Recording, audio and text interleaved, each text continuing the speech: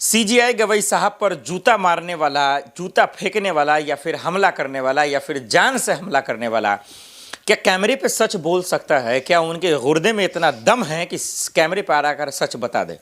और वो सच ये कि जूता फेंकने के पीछे की सियासत कौन कर रहा था, जूता फेंकने के लिए किसने कहा था?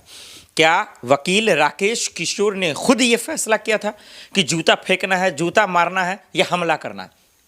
सीजीआई गवई साहब ने इतना बड़ा दिल तो दिखा दिया और वो ठीक है, उन्होंने माफ़ कर दिया। उन्होंने कहा कि ठीक है भैया, हम ज़्यादा इसमें नहीं पढ़ना चाहते हैं। लेकिन सीजीआई गवई साहब माफ़ कीजिएगा, मैं आपसे नाराज़ हूँ सिर्फ एक बात को लेकर। अगर आप इस वकील पे कार्रवाई करते हैं तो यकीन मानिए ऐसे जहर फैलाने वाले जितने भी लोग हैं या जितने भी गुंडे हैं, उन लोगों को कम से कम एक सबक तो मिलता कि संविधान और लोकतंत्र पे हमला करने वालों की जगह जेल में। लेकिन सीजीआई साहब ने, आपने माफ़ कर इनको, ठीक है वो एक मानवता का परिचय दिया, ये अच्छी बात है, आपकी तारीफ़ है। लेकिन कानून के हिसाब से, लोकतंत्र और संविधान के हिसाब से, और इन दिनों जो हिंदू मुसलमान को आपस में लड़ाने वाले लोग हैं उनके हिसाब से आपने ठीक नहीं किया। और वो इसलिए ठीक नहीं किया कि आप देख रहे हैं कि किस तरीके से विचारों का जो सियासत है वो कैसे बढ़ चुका है, किस तरीके से ये गोडसे के चाहने वाले लोग, आरएसएस को बढ़ावा देने वाले लोग खुलेआम गुंडागर्दी कर रहे हैं। आप खुद देख रहे हैं माय लॉर्ड कि ये सिर्फ सुप्रीम कोर्ट में ही नहीं है, ये यूनिवर्सिटी को भी नहीं छोड़ रहे हैं, ये मंदिर मस्जिद को नहीं छोड़ रहे हैं, ये चौक चौराहा को नहीं छोड़ रहे हैं, ये मकबरा को नहीं छोड़ रहे हैं। हर जगह जाकर नफरत फैला रहे हैं, वहाँ जाकर हमला कर रहे हैं, मुसलमानों के नाम पर, हिंदुओं के नाम पर, किसानों के नाम पर, कहीं हर जगह ये नफरत और जहर घोल रहे हैं। और उसके बावजूद अगर सीजीआई साहब आप अगर कार्रवाई नहीं करेंगे तो कौन करेगा? फिर कौन इंसाफ दिलाएगा? फिर कौन कानून को मजबूत करेगा? फिर कौन सिस्टम को मजबूत करेगा? ये आपसे बेहतर कोई नहीं जानता है। इस राकेश किशोर को सच बोलना चाहिए था कैमरे पर। आप एक वकील हैं, आप कानून के जानकार हैं, आप अल्फाज शब्दों के जानकार हैं और आपको हर एक चीज़ की जानकारी और बारीकता की पता है कि किस शब्द का क्या मतलब है। ये चप्पल आपने नहीं फेंका, ये दरअसल इस दलित सीजीआई गवई साहब का अपमान किया है आपने। और आपने बताया है कि इस देश में जो मनुवादी लोग हैं, जो संविधान और लोकतंत्र के विरोधी लोग हैं, वही राज करेगा। ये बताने की ये कोशिश कर रहे हैं राकेश किशोर साहब, जो वकील है, जिन्होंने जूता मारा, जिन्होंने हमला किया।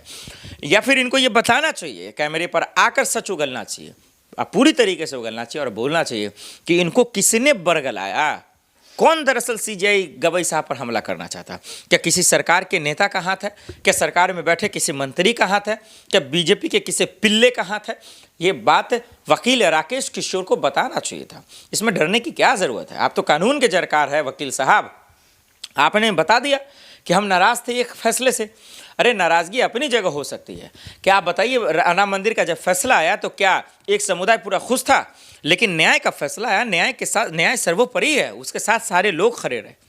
आपने देखा कि चंद्रचूड़ साहब ने बाद में भी क्या कहा ये फैसले को लेकर, लेकिन उसके बावजूद पूरा मुस्लिम समुदाय जो है किस तरीके से खामोशी इख्तियार कर उस फैसले को कबूल किया। लेकिन इसके बावजूद आपको मिर्ची लग गई। एक सीजीआई साहब के एक बयान से आपको तकलीफ हो गया। राकेश किशोर साहब, अगर आपका ये फैसला है तो फिर आपका जगह तो जेल में। लेकिन अगर आपका ये फैसला नहीं था, आपका ये मानसिकता नहीं था, तो फिर आपको ये बोलना चाहिए कि दरअसल आपको किसने आग लगाया, आपके दिमाग में जहर किसने फैला? क्या सियासत करने वाले लोगों ने तो कहीं नहीं आपको जो है बरगला दिया? क्या आपको उस मंच पर इस तरीके का घटना और हरकत करने के लिए मजबूर कर दिया?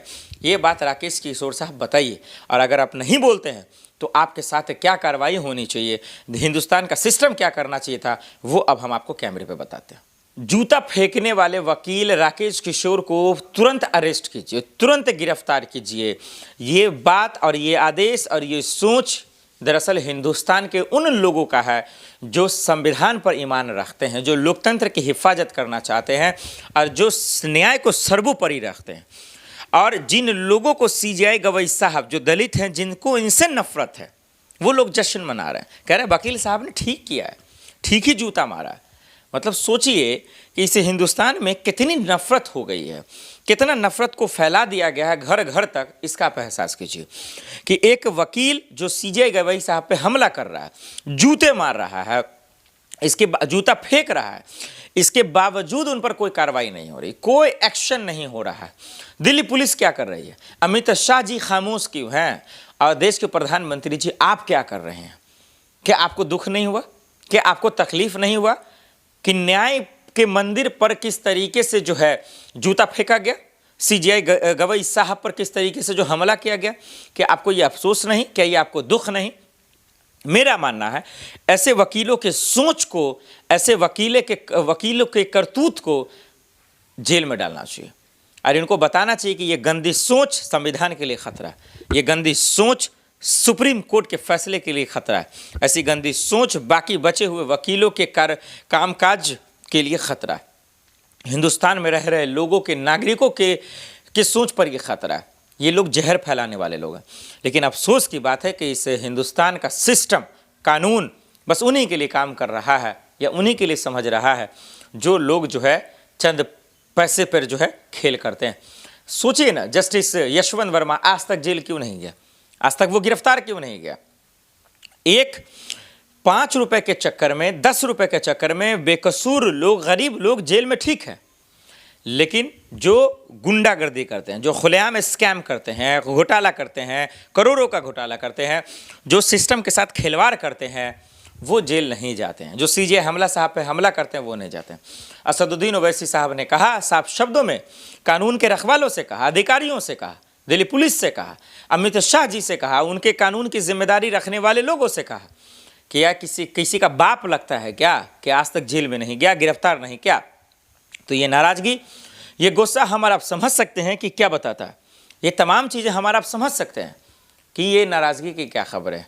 लेकिन दर्शकों, आप जानते हैं कि चाहे वो वकील राकेश किशोर हो, जस्टिस यशवंत वर्मा हो, कोई जेल नहीं जाएगा, नहीं करेगा गिरफ्तार कानून व्यवस्था। बस मनहानि चलेगा, महाभियोग चलेगा, फलना होगा, ढेकना होगा, कुछ नहीं हुआ।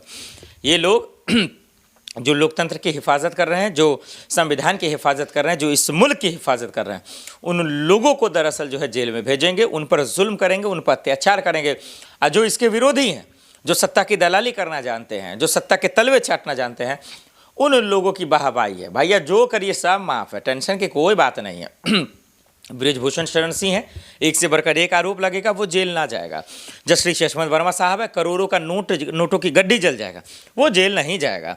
वकील राकेश किशोर साहब है, वो सीजीआई पर हमला करेगा, वो जेल नहीं जाएगा।